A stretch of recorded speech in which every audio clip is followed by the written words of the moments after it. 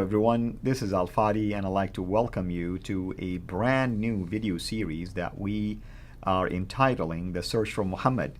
And this title was intentionally chosen by Dr. Jay Smith, whom I always had the honor of having here with us in studio, and he will be joining me shortly to go through this particular topic. Obviously, when we say The Search for Muhammad, it will give the impression that we are searching for a character that is unknown. And when we talk about Muhammad, traditionally speaking, again, I want to emphasize, traditionally speaking, it is perceived that he has existed for 1400 years, that if you want to learn anything about him, you can always go to the Quran, or you can go to the Hadith, that is collection of his own sayings, and better yet, you can go to his biography.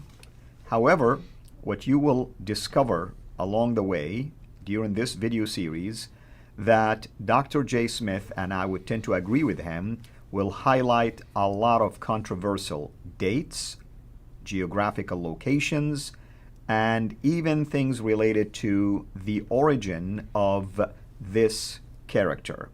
Of course, I don't want to jump ahead of myself, but I would like to also remind our viewers that the topic about the existence of Muhammad is not new, at least from the perspective of what we are trying to do here, myself and Dr. J, because back in 2012, a gentleman by the name Robert Spencer published a book that was titled Did Muhammad Exist? And you can see it right here. And I'm going to put it also in front of me just in case for the focus. And this was the first edition, and I say the first edition because Robert Spencer is in the process of publishing the second edition of this book in 2021. In fact, we will be having Robert Spencer with us in one of the live streams that are coming soon, which you can go back and watch, titled also The Search for Muhammad, where he will be engaged with us to discuss this book and discuss also the new discoveries that Dr. Jay Smith have been unpacking. With that in mind, and without further ado, I want to welcome Dr. Jay Smith here to the studio. Dr. Jay, thank you so much, as always, for being here with us. Always good to be here. Thank you so much for inviting me. And this is a topic that is controversial. I can understand why. Just the title itself, The Search for Muhammad. Hold on a minute. What do you mean, The Search for Muhammad? We already know who he is. We know all about him. We have his biography. Right. We have his sayings. We have also the traditions that support him, the tafsir and the tahriq. All these, this doesn't make sense. And you'll hear this come back. Mr. Smith, come on, Al Fadi, you already know who this guy is. We've all learned about it. We've had him in our history lessons. Please, what are you asking about? And that's why this book was so groundbreaking. When he came out in 2012 and he asked this question, did Muhammad exist? That caught everybody by surprise. Since when can you even ask that question? And is he just piggybacking on did Jesus exist? Is that all he's doing? He's playing the Mickey on the Muslims? No, he wasn't. He was asking a very pertinent question. But this is 8 years old. This is 8 years old. Today now, we have an enormous amount of new evidence that is supporting what he was asking back in 2012. We came a long way. Absolutely. Yeah. Now, what I want to do is let's go in and introduce why we're even bringing this up. And this is something that really shocked me when I started getting into this type of material 25 years ago. In 1994, 1995, I was there in London. I was studying under Dr. Gerald Hotting at the School of Oriental and African Studies. And the question came up in that class concerning everything we know about Muhammad, his life. Well, let's just look at his life. So let's go to the slides and let's bring the slides up and let's look at the timeline. You can see a timeline there. And let's put we're going to talk about the emergence of Islam according to the Islamic traditions. The first thing we know is, according to the traditions, the traditions would be the Sirah, the Hadith, the Tafsir, the Tahriq, those four genre of traditions. They all say that Muhammad was born in 570. There's the date there. But what about when the Quran was actually revealed? We know that that wasn't revealed until 610, according to the traditions. I'm going to keep saying that, according to the traditions.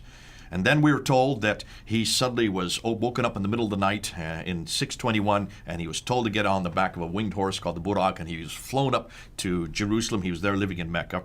where he learned about the 50 prayers, which he then whittled down to 5 prayers, bouncing back and forth between the 7th and the 5th heaven, comes back down to Jerusalem and heads on back down to Mecca. So that's in 621.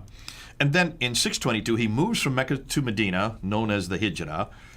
We're then told that he came back to Mecca, conquered it in 630, and then suddenly he dies in 632. So that is Muhammad's life. That is the narrative we have been given. That's the only narrative we have ever been told about his life. Now, I'm leaving an awful lot out just for sake of time. That's just the bare bones. But then we're told that after he dies, possibly by poisoning, Abu Bakr then takes over. So he rules for 2 years, and then he dies peacefully. He is replaced by Umar, who really only is able to be on the throne or as a caliph for 10 years. And then he is killed. So Uthman comes to power, and he rules from 644 to 656. While he is ruling, then the Quran is finally written down. It was compiled in 652, 650, 652, that time period. That's the Quran that we have in our hands today, we're told. This is what we're told. This is what the traditions say. And so he is killed in 656, and then Ali comes to power, and he is the last of these, what they call the rightly guided caliphs, the That's 4 right. caliphs, the Al-Khulafa Rashidun period. Rashidun, yeah. There you go. So there it is. Look at the timeline there. That is the only narrative we've ever been given. Now, are you happy with that? Are you happy with those dates? Are you happy with what you've seen right there on the timeline? Well, I mean, this is what I grew up learning. This is what almost every Muslim who doesn't want to believe in anything outside of the tradition would disagree with this, because they accept these dates as if they are set in stone. Okay. Where do you think this story comes from? Where do you think all these dates come from? Where do you think all these events that we have just seen up there on that timeline, where do you think they were written down? Or where would you like them to have been written down? Or let me say when. Not where right now, but when. When would you have liked them to be written down? I mean, now, looking back, you would have loved for these things to be written almost immediately or within the lifetime of Muhammad, or like right after. Yeah, by an where eyewitness. you have eyewitness accounts. Like we have with Jesus Christ. Exactly. We know that when Jesus, or when he was speaking, when he was talking, when he was moving around, he took a pile of disciples, 12 disciples with him, and 2 of them, John and Matthew, wrote down exactly what they remember seeing, and they wrote down what they remember hearing. That's right. And they wrote while they were still living. Obviously, otherwise how would you be able to write? So those were written within 40 to 60 years after Christ's death. And the other 2, Mark and Luke, got it from the eyewitnesses. So you have 4 testimonies of Jesus' life, 4 testimony of what he said and did by either the eyewitnesses or those who got it from the eyewitness, right? That's correct. No problem there. That's correct. So we would demand, I would assume the same thing of Islam, certainly about the companions of the Prophet. They should have written down what he said and did, right? Yes. Within their lifetime, not his, obviously, because he died in 632. That's Let me correct. show you what we now know. And I'm going to go back to the timeline. So let's go to the next slide, and let's look at this timeline here. Let's suppose put up Muhammad's death, 632. So there it is. He dies in 632. By this time, everything he said and did should now start to be written down. Just like that's what happened after Jesus died. You know, we have Paul writing within 15 years after Jesus died, we have the letters. And he didn't even see Jesus. He didn't even know Jesus. We know that Matthew, Mark, and Luke were written within 40 years of Jesus. Well, so certainly by 70, they're all written down. John would have written by 90. So within 60 years of Christ's death, who died in 33 AD, we have now all 4 Gospels and all of the letters of Paul. We have the whole New Testament written down. And even Paul, I mean, I know you said he didn't see Jesus. What you're meaning, of course, he didn't live with him when he was on earth as one of his apostles. It was an encounter that took place after the resurrected Jesus, of course, met him on the way to Damascus. Yeah. And even there, Muslims attack Paul for what reason? For what you just mentioned. It's like, oh, he wasn't with him, right? You know? And yet they give themselves the right, sadly, to attack the character of Paul. They attack the teaching of Paul. And here we are, dealing with an issue that is far worse than that. But we haven't proved that yet. Let's not prove that. So let's go back to the timeline. Right. There is where Muhammad died in 632. So you're saying that you would like someone to have written it down within certainly, really, let's say 40 to 60 years like we have with Jesus' life. That's fine. I mean, at least you have some eyewitness account. Okay, let's see the first biography. The first biography of what Muhammad did is written by this guy here, Ibn Ishaq. Right. Look at his date, 765. 140 years already, or 30 years after Muhammad's death. That's a problem, isn't it? I mean, it's impossible that Ibn Ishaq lived for that long. No, he did not live for. It's obviously he was not living as Muhammad was living. Right. He would not have known him. He would not have seen him. He would not have heard anything about him. Right. So you cannot say he's an eyewitness. Did he get it from the eyewitnesses? We have no idea. Now we need to go back to that. Let's go back to the slides and let's take a look at where the dates are for this is written down. And we start with Muhammad's death. He dies there in 632. Where do we hear about his material, about his life? We go to Ibn Ishaq. Look at the dates there, 765. So you're talking about roughly, we're talking about 130 years later. Okay? Right. And in fact, here's the book right here. I've got it right here. This is the book that they always credited with Ibn Ishaq. So it says, The Life of Muhammad, a translation of Ibn Ishaq's Siratul Rasulullah, which means the biography of the Prophet That's right, Muhammad. Sirat Rasulullah, exactly. That's a sirah right there. That is a lie. Yeah. This is what everybody has been taught. This is what you have been taught. I have been taught that this was written by Ibn Ishaq. Look how thick it is. Right, and the reason why people buy into it, because no one, sadly, either dares to publicly question it, or at least if they question it, they keep it to themselves and they don't bring it up out front, basically. And this is the problem. We have this real. We're going to be talking about this later on. So let's go back to the slide. So then who wrote this? Not Ibn Ishaq. This is the guy that wrote it, Ibn Hisham. Look at his dates. 833. You're talking about 70 years later. Right. 70 years later, Ibn Hisham takes what he likes of Ibn Ishaq, throwaways what he does not like And of he Ibn expands Ishaq. it. We don't know if he took only 2% or 5%. We don't know how much he took. He threw out, so we don't have anything of Ibn Ishaq. We only have what Ibn Hisham. So really, this book here is Ibn Hisham's book. This is not Ibn Ishaq. So let me say something here, an observation. What is it with these guys that take whatever they like and throw away or burn what they don't like? Because Uthman by now supposedly have done exactly the same thing. Uthman did it? Yeah. Take a look. We're going to get, but before we get to that, I'm going to show you another example of that. We do know that there's one other person that writes a biography, and his name, I'm going to throw away Ibn Ishaq. Go back to the slide. I've thrown him away. He's now disappeared. Why? Because he just does not exist in this discussion. Right. We know nothing from Ibn Ishaq. We know from Ibn Hisham. Now let's go. There's another biography, and this guy is Al-Waqidi. He dies about 2 years later. Yeah. His, interestingly, most people don't like to go to his. Why? Because it's all full of violence. It's called Kitab al-Maghazi, the book of basically military campaigns. The military campaigns. That's why they don't like him. They would rather use Ibn Hisham because that's much more politically correct. Right. So that's the biography. Those are the two biographies that we're looking at. But there's another genre, and that's what we know as the sayings. The sayings of the Prophet Muhammad, that is the hadith. The first to write them down in a categorized form, to compile them, is Al-Bukhari. Look at his dates, 870. Right. Now, notice, here's another example. Just like we have with Ibn Hisham, throwing away what he doesn't like and retaining what he likes. Al-Bukhari has given 600,000 of these sayings of the Prophet. That's right. And he's told to whittle them down and eradicate that which he didn't like. From the 600,000, he whittles them down to 7,397. With some repetitions in them. Yeah. In fact, if you look at the old repetition, it's just down to around 2,000 unique ones. But from 600,000 down to 7,000, that's basically he's thrown out 98%. And his reason was? Because they are inauthentic. Suspected fabrication. They're fabrication. Yeah. Who says they're fabrication? How does he know what's fabricated? Look at his dates again. 870, that's 240 years after the fact. And another thing, Jay, I mean, now I'm going to be this critical guy who's going to sometimes challenge some of the things you're going to mention, sometimes point out things for the benefit of our viewers. We know Muhammad existed and died in 632 because of these sources. Only because of these sources. That's right. So everything we know about Muhammad's life, his death, about him moving from Mecca to Medina, about his wives, all these things that we know about concerning the background story that is not in the Quran, you have to get all this background story, all these 9 volumes of hadith that we have for Al-Bukhari alone. That 7,397 still make up 9 volumes. What happened to the 98% he threw out? And where is it today? Wouldn't you like to look at it? I would like to look at it. Exactly. So there has been a mass censorship that has gone on. But he's not the only one. Let's go back. Let's go back to the timeline. You also then have Sahih Muslim, who died in 875. Then you have Al-Tirmidhi, who dies in 884.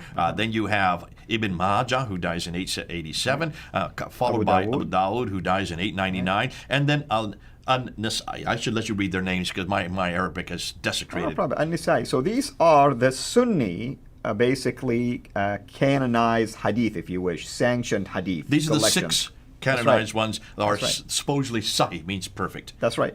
Now, that's not the only genre. There is two other genres that come up, and there we'll put them in brown. The tafsir, which are the commentaries on the Quran, and then you have the tariq, which are the histories of mankind. Those are the 4 genres. Who is the first to write down the tafsir and tariq? Well, it's this character right here, At-Tabari. Tabari, exactly. But look at his dates. I know. That's the 10th century. It's fascinating. In fact, Muslims point us out to Ibn Abbas, and they say, well, Ibn Abbas is the father of tafsir. He might be, but we don't have any of his writing. No, and we're dependent on people like Al-Tabari to report us. Exactly. Again, it's the same thing that Al-Bukhari did. It's the same thing that Ibn Hisham did. They just reported what they wanted you to know. They just took what they considered to be the narrative that they were interested in, and they threw out anything that disagreed with it. Yeah. So basically what we're saying is everything, and let's look at the timeline here, everything we now know about this man named Muhammad, about how Islam began, how about everything began, it is not beginning to be written down for 201 years. Here's another thing I wanted to mention just quickly about the tafsir, for instance, starting with Tabari. 300 years later, you get to another gentleman, Al-Qurtubi, okay? And here is what you discover between Tabari and Qurtubi, is that you are going to notice that Tabari starts giving opinions not supported by, for instance, hadith or anything like that. You get to Qurtubi and they start backing up their claims with hadith and with tafsir and things like that, with Quranic verses. Why? Those things have established by then. Now they have things to use as pretext for their opinions. Mm-hmm. I mean, everything is pointing to something that took place in this gap. Obviously, and we're going to get to that because go back to the timeline. I want to show you something else. When we get back to the timeline, let's just go and take that 200 years out and let's replace it with this guy here, Abdul Malik. Abdul Malik is the one that we have been saying for the longest period. You and I have mentioned this a number of years ago, that this guy is the one that introduces the Shahada there on the coins and on the Dome of the Rock and also on the Caliphal Protocols. Look at his date, 692. So we're talking about 141 years after him that you start to get this narrative that he is introducing, all right? But I want to go even one step further. I want to bring up Abbasids. The Abbasids come to power in 749. As we go through this series, I'm going to keep coming back to this point. It's the Abbasids that we need to give credit to, because the Abbasids are the one that actually create this new narrative. And they have a problem with the Umayyads, including Abdul Malik. They have an enormous hatred for anything that came earlier. They hate the Umayyads. They want anything to do with the Umayyads. So really, if you're going to talk about this new narrative that is now being introduced by Ibn Hisham, Al-Waqidi, Al-Bukhari, Sahih Muslim, Tirmidhi, Majah, Dawud, Nasai, and also Tabari, you need to go back to when did this all begin, and you need to go back to the Abbasids. Now let's look at the timeline again. Look at the Abbasids, it was 749. under their watch, basically. Absolutely. Yeah. Ibn Ishaq is the one that first comes. He is the first one that introduces that narrative in 765. But Abbasids are 84 years ahead of this. They're 84 years before it actually gets categorized. Let's go put up and let's make sure, let's remind ourselves about our good friend Ibn Ishaq, who we haven't used before. His narrative is a good 68 years before they finally get the one that they want really codified for the whole world to see. Mm-hmm. So can you see, we're not talking about 5 or 10 years, we're not talking about 22 years like Muslims like to believe, that everything happened in a 22-year period from 610 to 632. No, we're not. We're talking 200 years later, but not just 200 years. Even by the time the Abbasids come to power in 749, that Ibn Ishaq was the first one to write down that story of this man that they're going to create as their prophet. We're going to tell you why they had to create him as a prophet. That's yet to come in other episodes. But even his is not good enough. Another 68 years, they finally come up with the canonized form of who this prophet is, and that's Ibn Hisham. Now can you see, it takes him another 40 years to even start introducing his sayings. His sayings don't even come into appearance until 870. That's 240 years after Muhammad, Right. but it is a good century and 130 years after the Abbasids come to Europe. So almost everything that we're going to be doing through these episodes has to do with the Abbasids. Remember that. We're introducing this at this time. Now, what I want to do is I want to show you one other thing. Let's look at the directions. Let's look and see where these guys came from. And maybe we can put that into another episode. Absolutely, absolutely. What do you want to show? You want to go ahead and show us now? Well, let's go ahead and do it. Yeah. I want to show you this here. Look at the slides again. Take a look at the problem of distance and direction. When you look at this, you will notice that the Islamic traditions say everything happened in Mecca and Medina, these two cities down here. That's right. All of the traditions, that includes the Sirah, the Tafsir, the Tahriq, the Hadith, they all say it happened in those two cities that are circled And in the green. Ottomanic basically recension took place there, and the decimation of the Quran took place from there. I mean, that's That's the what they're tradition. telling you. That's right. Look how far south they are. All right? Right. I'm going to say absolutely not. And this is where people need to start looking at a map and show where all these guys who are writing these things, where these guys came from. Let's start with our good friend. First of all, let's ask, where is it that they all are residing? They're living in a place called Baghdad. Now remember, be careful. The name Baghdad comes into existence in the 9th century. Before it was the 9th century, it was called Ctesiphon. I'm going to use the word Baghdad. I know some people will jump on me. Yasser Qadi jumped on me for calling it Baghdad at the time of Uthman. If I were to say Ctesiphon, no one knew what I was talking about. You always use the modern day name. So Baghdad is the name. Let's take a look at Baghdad. There it is up there. Fascinating. It's 1,800 kilometers north of Mecca. That's a huge distance. People aren't putting this on a map. What's more, we also know that Ibn Hisham is the one that writes what we know is the biography. He was actually born in Basra, but he did his work in Cairo. And actually, let me back up on that. He was born in Basra, he grew up in Cairo, he actually did his work in Baghdad. So take a look at those three dots there. We do know that Cairo is a good 1,600 kilometers from Mecca, and we know that Basra is a good 1,800 kilometers from Mecca. Huge distances we're talking about here. Right. None of these guys, so far, have been down in Mecca, Medina. They're much further north. What about, let's talk about Al-Bukhari. He's the one that writes down the Hadith. He's from Bukhara. And where is Bukhara? Well, Bukhara is what is today Uzbekistan. And Persia, today is and that Uzbekistan. area There it and is on the beyond, map. There you go. Back then there was no Uzbekistan. That's just for modern people. Bukhara. That's why he's known as Bukhari from the name. His name is given. Now, how far is that from Mecca? Well, that's 4,200 kilometers from Mecca. Right. Let's talk about Al-Tabari, who is the one that introduces the tafsir. He is from Tabaristan, which is in northern Iran today. Right. Northern Iran today. It wasn't called Iran back then. I have to keep on hedging my bets now because I know I'm going to get people saying, you don't know what you're talking about. You're talking about the wrong name at the wrong date. Back today, it is Iran, but back then it was called Tabaristan. And that's why he's Al-Tabari. He is from the place where he comes from. How far is that from Mecca? 2,800 kilometers. What does that mean? None of the traditional writers who talk about Muhammad, what he did and what he said, either lived or worked in Mecca and Medina, like the traditions suggest. They were much too far to the north of Mecca and came from west and east of Baghdad. So, all of these northern areas are where the Abbasids originated. Let me just do one more slide, and let me just underline this point. The problem with this northern hegemony, the Islamic traditions say everything happened in Mecca, Medina. There's the Hijaz. That's the down south. Yet all of the writers of the traditions worked in Baghdad, which is 1,800 kilometers too far north. More than that, all of these northern areas are where the Abbasids originated from. Furthermore, all of the writers, look at the bottom now of the screen, all of the writers of the traditions worked in the 9th and 10th century. Therefore, our conclusion has to be they all wrote their material hundreds of miles too far away and hundreds of years too late. Can you see then why we're bringing this up? I knew about this back in 1994, 1995.